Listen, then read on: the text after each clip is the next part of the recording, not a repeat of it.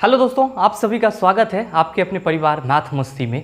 मैं हूं आलोक सिंह आतिश और आज के इस वीडियो सेशन में हम लोग आप लोगों के डिमांड पे आप लोगों ने बहुत सारा कमेंट करके रखा था कि सर ये टॉपिक मूलक आप एक बार क्लियर कर दीजिए कि मूलक क्या होता है। तो आज हम लोग बात करने वाले हैं केमिस्ट्री के रेडिकल्स की, मूलक की। जी हाँ दोस्तों, इससे संबंधित आपके एग्जाम में आपसे क्वेश्चन पूछे जाते हैं, बस आपको एक बेसिक कंसेप्ट की ज़रूरत होती है। दोस्तों केमिस्ट्री का ये एक सबसे इम्पॉर्टेंट पार्ट होता है किसी भी केमिकल फार्मूला का। ऐसा नहीं है कि आप इस चीज़ से या आप इससे आज परिचित हो रहे हैं, आप बहुत पहले से परिचित हुए लेकिन आपने कभी इस चीज़ पे ध्यान नहीं दिया। तो आइए आज के इस वीडियो सेशन में हम लोग क्लियर करते हैं कि केमिस्ट्री का ये रेडिकल्स क्या होता है। आइए दोस्तों, सबसे पहले हम लोग मूलक को डिफाइन करने की कोशिश करते हैं, रेडिकल्स को डिफाइन करने की कोशिश करते हैं। दोस्तों इसके बारे में क्या कहते हैं हम लोग कि परमाणु या परमाणुओं का समूह, परमाणु या परमाणुओं का समूह जो हमेशा पॉजिटिव या निगेटिव आवेश ग्रहण किए हुए रहता है, आवेश ग्रहण किए हुए रहता है, ग्रहण किए हुए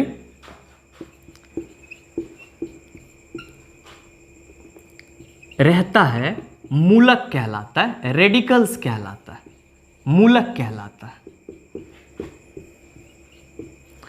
कि मैंने क्या लिखा है कि परमाणु या फिर परमाणुओं का समूह जो हमेशा पॉजिटिव या निगेटिव आवेश या आप इसको चार्ज कह सकते हैं, पॉजिटिव या निगेटिव चार्ज ग्रहण किए हुए रहता है, उसको हम लोग क्या कहते हैं? मूलक कहते हैं।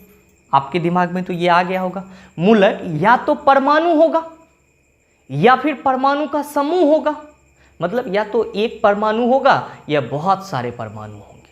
अब आप कहेंगे सर कैसे, इसके एग्जाम्पल क्या हो सकते हैं? तो मैं आपको बताऊं कि Na+ या SO4 2-, क्या कहते हैं? SO4 2-, HCO3, इस तरह से आप देखते होंगे, HCO3- हम लोग लिखते हैं इसको। फिर हम लोग कहते हैं Mg2+, इस तरह से आपको बहुत सारा चीज केमिस्ट्री में देखने को मिलता होगा। इस तरह के आप इसको बहुत गौर से देखते होंगे लेकिन कभी इस चीज को ये ख्याल नहीं कर पाए होंगे कि यही मूलक है। अब देखिए दोस्तों, आपके परिभाषा के अकॉर्डिंग हम यहाँ पे चले तो यहाँ पे आप देख रहे हैं कि सोडियम एक ही परमाणु है यहाँ पे, लेकिन इस पे चार्ज क्या है? Plus charge. नेक्स्ट है आपका सल्फेट, यहाँ पे सल्फर है और ऑक्सीजन है, लेकिन इस पे चार्ज कितना है? 2-। आप यहाँ पे देख रहे हैं, इसको हम लोग बाइकार्बोनेट बोलते हैं। और यहाँ पे क्या है कि आपका CO3-, मतलब क्या कि एक चार्ज है यहाँ पे माइनस में। या फिर हम Mg2+ कह रहे हैं, मतलब क्या मैग्नीशियम पे 2+ चार्ज है। दोस्तों इस तरह का केमिस्ट्री में आपको कहीं भी कोई चीज दिखे तो आप उसको समझ जाइएगा कि ये क्या है? आपका मूलक है, रेडिकल्स हैं। क्या है? मूलक है, रेडिकल्स हैं। अब दोस्तों सवाल ये उठता है कि सर ये परमाणु और परमाणुओं का समूह रहा कहां? तो देखिए, पहला सोडियम परमाणु एक ही है, मैग्नीशियम तो इसमें एक ही है लेकिन इस पे 2+ चार्ज है। लेकिन यहाँ पे सल्फेट तो सल्फर के भी परमाणु हैं और ऑक्सीजन के भी परमाणु हैं। यहाँ पे बाइकार्बोनेट आप इसको बोलते हैं, तो हाइड्रोजन भी है, कार्बन भी है और ऑक्सीजन भी है, तीनों है। तो ये तो आपका परमाणु है और ये परमाणुओं का समूह, मतलब बहुत ज्यादा परमाणुओं का समूह है। और आप एक चीज देख रहे होंगे इसकी पहचान कि इस पे हमेशा पॉजिटिव और निगेटिव चार्ज, कोई ना कोई चार्ज रहेगा। दोस्तों केमिस्ट्री में हम लोग इसी को मूलक कहते हैं। क्या कहते हैं? मूलक कहते हैं, रेडिकल्स कहते हैं। इसकी सबसे एक बड़ी खास बात होती है, वो खास बात क्या होती है कि दोस्तों ये किसी भी केमिकल रिएक्शन में इस पे कोई प्रभाव नहीं पड़ता है। केमिकल रिएक्शन में कोई भी रासायनिक अभिक्रिया जब हो रही होती है तो रासायनिक अभिक्रिया में मूलक पूरी तरह से अपरिवर्तित रहता है, इसमें कोई भी चेंजिंग नहीं आता है, इसमें कोई भी बदलाव नहीं आता है। मतलब आप कह सकते हैं कि जो मूलक होता है, रेडिकल्स होता है, रेडिकल्स रासायनिक अभिक्रिया में अपरिवर्तित रहती है, अनचेंजेबल होती है, मतलब इस पे कोई चेंज नहीं होता है। अब आपके मन में सवाल उठेगा कि क्या सर मूलक यही है, यहाँ पे खत्म हो गया? नहीं, अभी नहीं खत्म हुआ। मूलक जो है वो दो प्रकार के होते हैं। कितने प्रकार के होते हैं? दो प्रकार के। आप देख रहे होंगे कि एक को हम लोग कहते हैं पॉजिटिव मूलक और एक को हम लोग कहते हैं निगेटिव मूलक। क्या कहते हैं? पॉजिटिव मूलक और निगेटिव मूलक। मतलब अगर आप नोट्स बना रहे हैं दोस्तों, मैं बार बार आपको कह रहा हूं कि अगर आप कुछ भी पढ़ रहे हैं, एक मतलब छोटा से छोटा टॉपिक पढ़ रहे हैं, अगर आप कहीं से आपको लग रहा है कि हम लिखने के लिए मिल रही है, तो आप उसका नोट्स जरूर बना लें। आपके एग्जाम के लिए या अपनी लाइफ में वो कभी ना कभी आपके लिए बहुत जरूरी होगा। अगर आप लिख रहे हैं तो वहां पे लिखेंगे कि मूलक जो होते हैं, रेडिकल्स जो होते हैं, वो कितने प्रकार के होते हैं? दो प्रकार के होते हैं। कितने प्रकार के होते हैं? दो प्रकार के होते हैं। एक होता है धनात्मक मूलक, एक क्या होता है? धनात्मक मूलक। और दूसरा क्या होता है दोस्तों? ऋणात्मक मूलक। आप यहां पे देख ही रहे हैं, आप यहां पे देख पा रहे होंगे। पहला कौन सा आपका? धनात्मक मूलक। दूसरा आपका कौन सा? ऋणात्मक मूलक। अब दोस्तों इसको, ये जो आपका पॉजिटिव रेडिकल्स है और जो आप नेगेटिव रेडिकल्स देख पा रहे हैं दोस्तों, इसको हम लोग एक और नाम से जानते हैं। धनात्मक मूलक को दोस्तों हम लोग क्षारीय मूलक कहते हैं। क्या कहते हैं?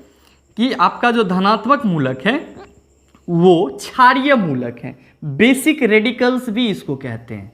क्या कहते हैं? Basic radicals. Basic radicals. और जो आपका ऋणात्मक मूलक होता है, इसको दोस्तों हम लोग अम्लीय मूलक कहते हैं। कौन सा मूलक कहते हैं? अम्लीय मूलक कहते हैं। एसिडिक रेडिकल्स कहते हैं। कौन सा रेडिकल्स? एसिडिक रेडिकल्स कहते हैं।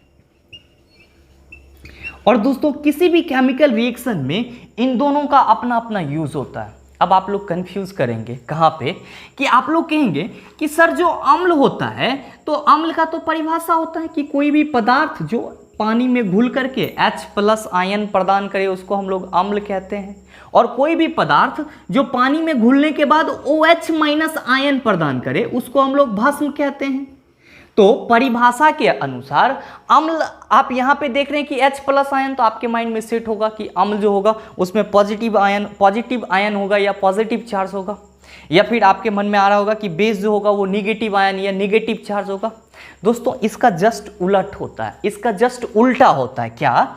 कि जो आपका पॉजिटिव वाले दिख रहे हैं आपको यहाँ पे, अम्ल के जो आप परिभाषा दे रहे हो कि सर अम्ल H+ आयन फॉर्मेशन करता है पानी में घुलने के बाद, जस्ट उल्टा हो जाता है। जिस पे आप कहेंगे कि मूलक है और उस पे पॉजिटिव चार्ज है, तो उसको आप रेफर करेंगे कि ये क्षारीय मूलक है। कौन सा मूलक है? क्षारीय मूलक। तो मेरा ये समझाने का मकसद ये था कि आप कदापि मूलक का अम्ल और भस्म से तुलना करके चार्ज को मत याद रखिएगा, क्योंकि वो कंफ्यूजन का कारण बनेगा। आप सिंपल याद रखिएगा कि जो धनात्मक मूलक होंगे उसकी प्रवृत्ति कैसी होगी? क्षारीय होगी। कैसी होगी? क्षारीय। और जो आपका ऋणात्मक मूलक होगा उसकी प्रवृत्ति कैसी होगी? अम्लीय की होगी। कैसी प्रवृत्ति होगी? अम्लीय की। दोस्तों आप अपनी डेली लाइफ में देखते भी होंगे कि हम लोग कहते हैं NaOH, इसको हम लोग क्या कहते हैं? Sodium hydroxide. क्या कहते हैं? Sodium hydroxide. और दूसरा कहते हैं हम लोग MgOH(2), मैग्नीशियम हाइड्रोक्साइड। दोनों दोस्तों ये दोनों क्या है आपके? आप कहेंगे सर ये दोनों ही भस्म है।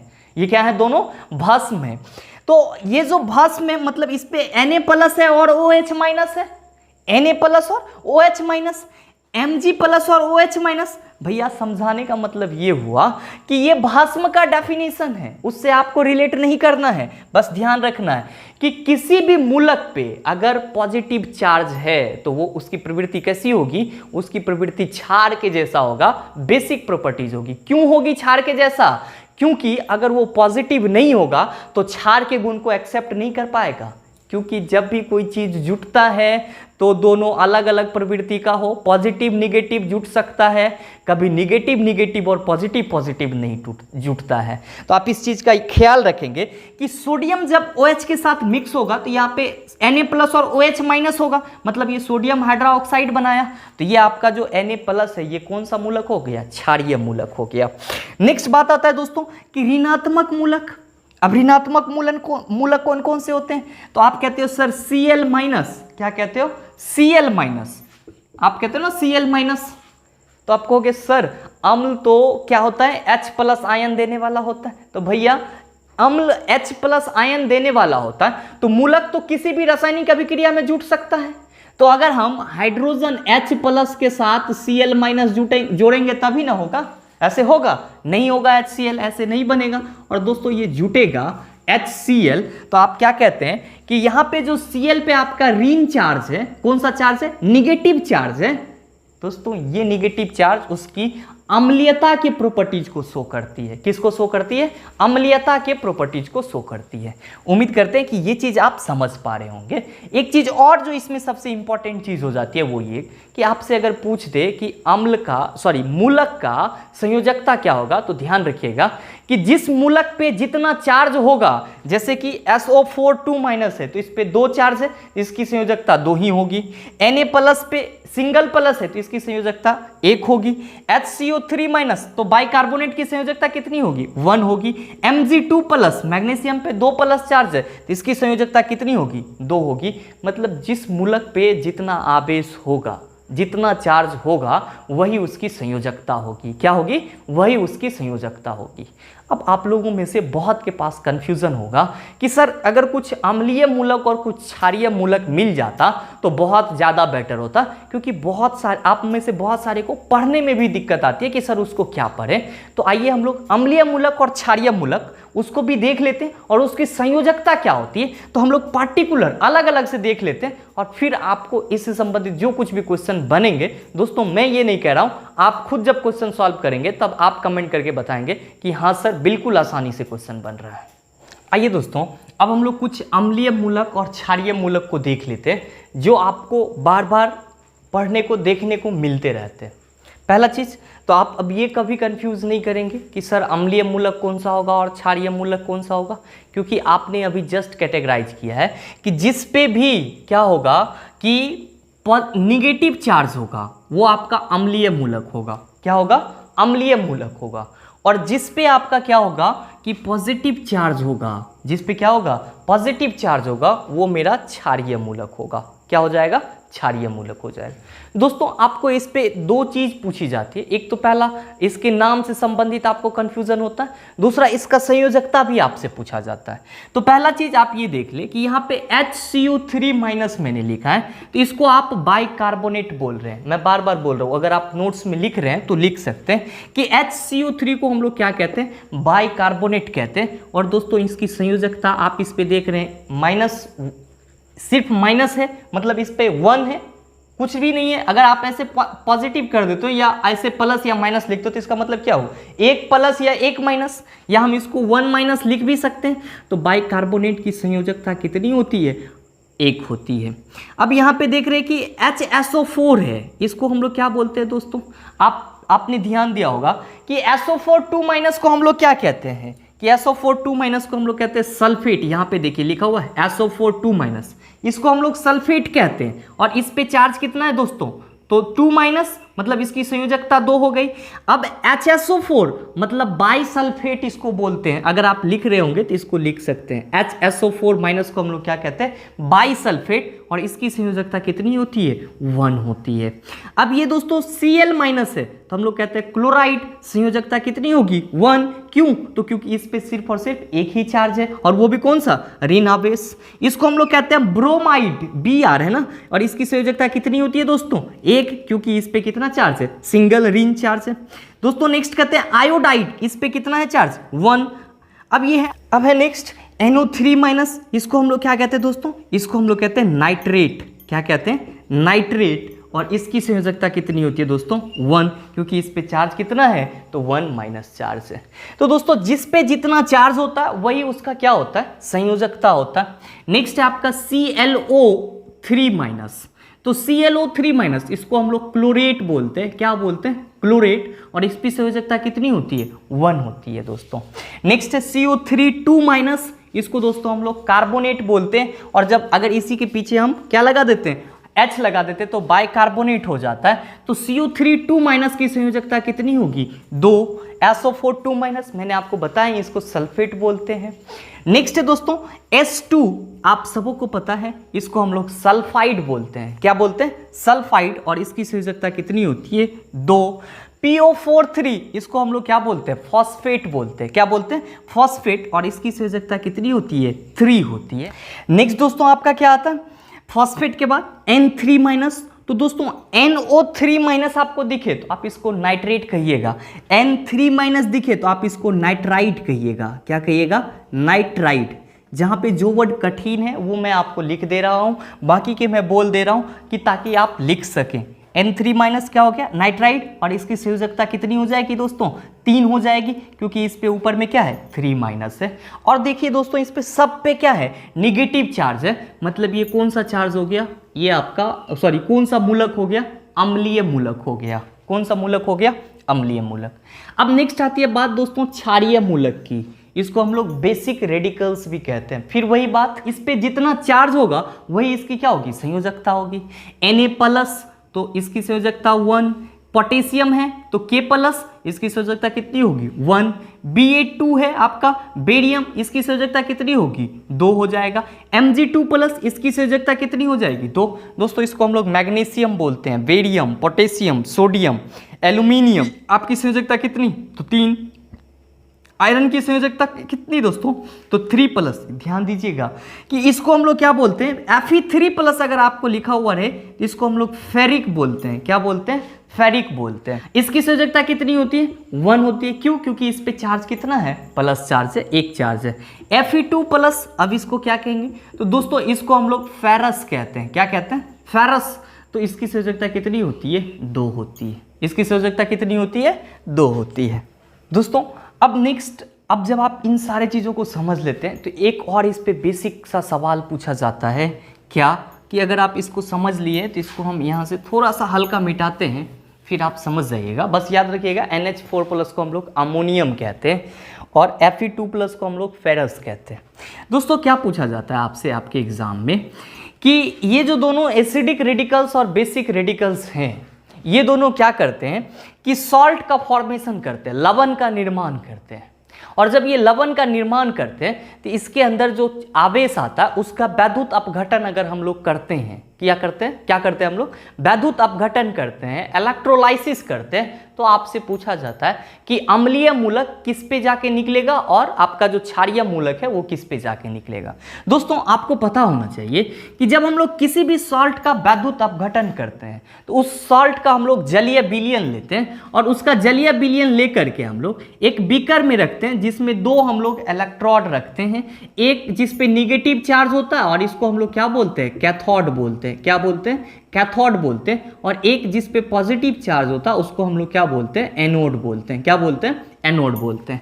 अब जिस हमको लवण का इलेक्ट्रोलाइसिस करना है, विद्युत अपघटन करना है, उसका जलीय सॉल्यूशन लेते हैं, वाटर सॉल्यूशन लेते हैं और उससे हम लोग इलेक्ट्रिसिटी को प्रवाहित करते हैं। जैसे ही इलेक्ट्रिसिटी दोस्तों उससे प्रवाहित करते हैं, हम लोग क्या देखते हैं कि इसका जो लवण है वो अपने कंपोनेंटल फैक्टर्स में अवयवी तत्व में टूट जाता है। अब अगर मान लीजिए कि जैसे हम यहाँ पे NaCl सोडियम क्लोराइड की बात करते हैं तो NaCl का यहाँ पे लवण लेंगे, हम लोग एक्वस सॉल्यूशन लेंगे, तो आपको पता है कि Na+ और Cl- होगा और दोनों पे अगर चार्ज है तो ये दोनों मूलक हैं। तो अब आपसे सवाल ये उठता है कि ये Na+ है तो प्लस वाला आपका कौन सा मूलक होता है, तो प्लस वाला आप कहते हैं सर क्षारीय मूलक होता है। तो आपसे पूछा जाता है कि लवण के वैद्युत अपघटन में, क्या लवण मतलब सॉल्ट के वैद्युत अपघटन में आपका क्षारीय मूलक किस इलेक्ट्रोड पे प्राप्त होगा, किस इलेक्ट्रोड पे प्राप्त होगा। ध्यान दीजिएगा Na+ है, क्या है आपका, प्लस है, तो ये निगेटिव पे जाएगा। किस पे जाएगा, निगेटिव पे, मतलब कैथोड पे कौन छूटेगा। अगर आप नोट डाउन कर रहे हैं तो बस ये वर्ड लिख सकते हैं, क्या कि आपका जो क्षारीय मूलक होता है अगर उसका वैद्युत अपघटन करेंगे तो क्षारीय मूलक हमको किस इलेक्ट्रोड पे मिलेगा, कैथोड पे मिलेगा। किस पे मिलेगा, कैथोड पे। और आप देख रहे हैं कि क्लोरीन ये आपका अम्लीय मूलक है तो ये किसकी ओर जाएगा, तो ये निगेटिव माइनस है तो ये प्लस वाले के साथ जाएगा। मतलब क्या हुआ, मेरा समझाने का मतलब ये था, अगर मैं फिर से बोल रहा हूं, नोट कर रहे हैं तो स्टार मार्क दे करके ये 2 बात आप लिख ही लीजिए, क्या कि अम्लीय मूलक वैद्युत अपघटन में, अम्लीय मूलक वैद्युत अपघटन पे एनोड पे प्राप्त होती है, जबकि क्षारीय मूलक वैद्युत अपघटन में कैथोड पे प्राप्त होती है। दोस्तों ये पूरा का पूरा आपका रेडिकल्स का कंसेप्ट था। अगर आपको इतना सा चीज याद रहता है तो इस पे मामूली क्वेश्चन पूछे जाते हैं। इसी में से कोई मूलक आपको दे दिया जाएगा, अगर आप चाहें तो स्क्रीनशॉट ले सकते हैं इसका। इसी में से आपका कोई भी मूलक दे दिया जाएगा और उसका पूछ लिया जाएगा कि वैलेंसी क्या होता है। ध्यान रखिएगा, मूलक अगर देगा तो उस पर चार्ज जरूर होगा, और अगर चार्ज दिया हुआ रहेगा तो आपको संयोजकता निकालने में कोई ज़्यादा दिक्कत नहीं होगी। ज़्यादातर आपको सल्फेट या फिर आपका सल्फाइड या फिर आपका कार्बोनेट, बाइकार्बोनेट, इन सब का यूज होता है। तो इन सब का बहुत इजी है, कार्बोनेट और सल्फेट दोनों का 2- चार्ज, और दोनों के जो बाइकार्बोनेट और बाइसल्फेट होते हैं उस पर सिंगल चार्ज होता है। मैंने आपको नाम के साथ ये सारा चीज़ बता दिया है। उम्मीद करते हैं यहाँ तक कि आपको सारी चीज़ें समझ में आ गई होगी। अगर आपको वीडियो अच्छा लगा तो वीडियो को लाइक कीजिएगा, शेयर कीजिएगा और चैनल को सब्सक्राइब करके बेल आइकन दबा लीजिएगा, ताकि आपको इस तरह के एग्जाम रिलेवेंट वीडियो सबसे पहले आपके पास पहुंचे और आप उसका भरपूर फायदा उठा पाए। एक बात और, अगर आप चाहते हैं कि हम साइंस का एक कंप्लीट कोर्स करें, साइंस आपको लगता है कि एक बार पढ़ना जरूरी है, एक बार इसको बेसिक से हाई लेवल तक पढ़ना जरूरी है ताकि सारे एग्जाम में क्वेश्चन सॉल्व हो जाए, तो मैथ मस्ती टीम के द्वारा धुरीना ऐप पे मात्र 399 रुपया में आपको कंप्लीट साइंस करवाया जा रहा है, जिसमें फिजिक्स, केमिस्ट्री, बायोलॉजी तीनों का जो चैप्टर वाइज है वो सारा पार्टिकुलर चैप्टर के साथ डिस्कशन होगा। तो आप चाहें तो आप इसमें इनरोल कर सकते हैं अगर आपको ज़रूरत लगे। आपको ज़्यादा परेशान होने की ज़रूरत नहीं है, लिंक आपको नीचे डिस्क्रिप्शन में मिल जाएगा। उम्मीद करते हैं कि यहाँ तक की सारी बातें आप समझ गए होंगे। मिलते हैं हम लोग फिर अगले वीडियो सेशन में। और हाँ, अगर आपको साइंस कोर्स की ज़रूरत हो तभी आपको लेना है, अदरवाइज आपको नहीं लेना है। मिलते हैं हम लोग फिर अगले सेशन में। Best of luck, thank you.